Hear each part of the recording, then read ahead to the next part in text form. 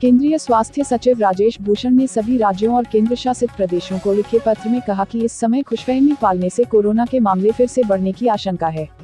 उन्होंने कहा कि देश के अनेक भागों, विशेष रूप से हिल स्टेशनों, सार्वजनिक परिवहन और बाजारों में कोविड नियमों का उल्लंघन होते देखा गया है।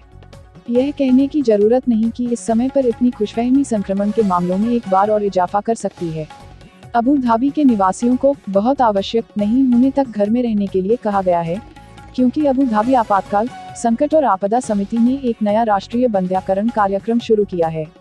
यह आदेश सार्वजनिक स्वास्थ्य की रक्षा और कोविड-19 के प्रसार को रोकने के प्रयासों का हिस्सा है, जो कि 19 जुलाई से प्रभावी होगा।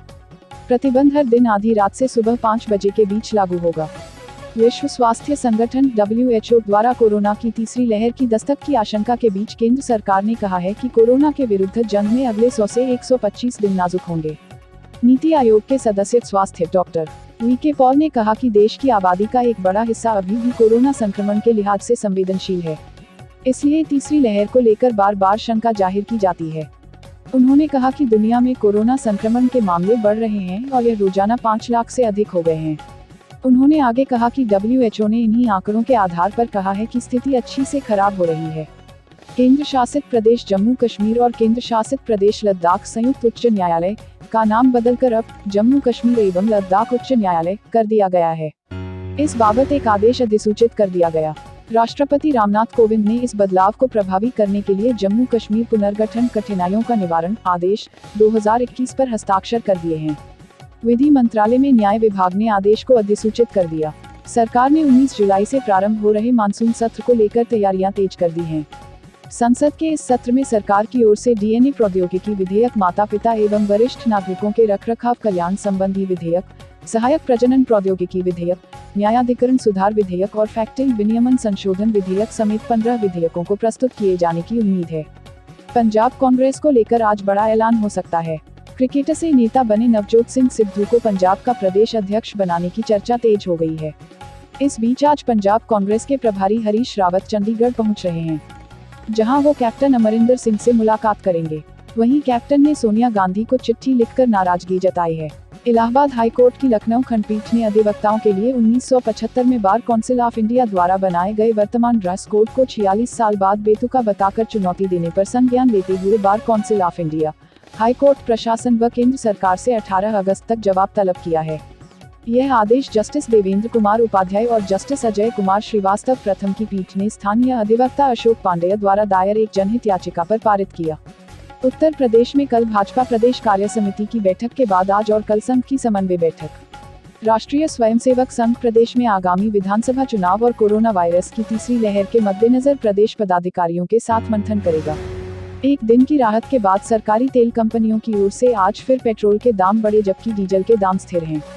आज डीजल की कीमत में कोई बदलाव नहीं हुआ, जबकि पेट्रोल की कीमत 29 से 30 पैसे तक बढ़ी है।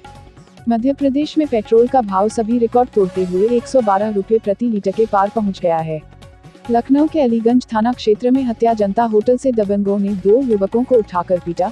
एक युवक की मौत हो गई और दूसरे की हालत गंभीर बनी हुई है, जिसे सिविल अस्पताल में भर्ती कराया गया है। फिलहाल पुलिस मामले की जांच में लगी है, जबकि डॉक्टरों ने बताया कि युवक की गंभीर लव मैरिज के चलते नाराज लड़की के घर वालों ने पूरे मामले को अंजाम दिया है। वहीं पुलिस पूरे मामले की जांच कर रही है। पुलिस ने 2 युवकों को गिरफ्तार कर लिया है। यूपी में आतंकियों की गिरफ्तारी पर राजनीति शुरू हो गई है। अखिलेश यादव ने इस पूरे मामले में यूपी पुलिस की भूमिका पर संदेह करके अपने ही पैरों में मानो कुल्हाड़ी मार ली हो। अखिलेश के इस बयान पर पूर्व पुलिस अधिकारियों ने मोर्चा खोल दिया है। समाजवादी पार्टी के अध्यक्ष अखिलेश यादव के बयान से आहत उत्तर प्रदेश के पूर्व डीजीपी बृजलाल ने उनको जमकर सुनाया। पूर्व डीजीपी बृजलाल ने तो अखिलेश यादव को जेहादियों का हिमायती तक कह दिया। उन्होंने कहा कि जेहादियों की हिमायती पार्टी की व्यथा समझी जा सकती है। ये वही अखिलेश यादव हैं जिन्होंने आतंकियों का केस वापस लिया था।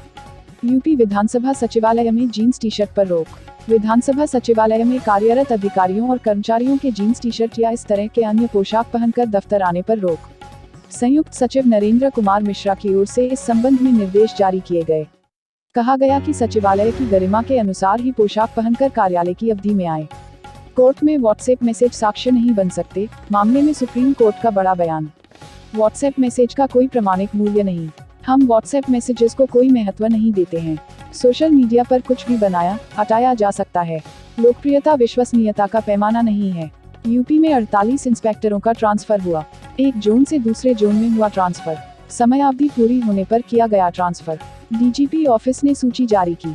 यूपी पीसीएल पीफ घोटाले के आरोपी लगभग 2 साल से जेल में बंद पूर्व प्रबंध निदेशक power corporation Shri AP Mishra को मिली जमानत।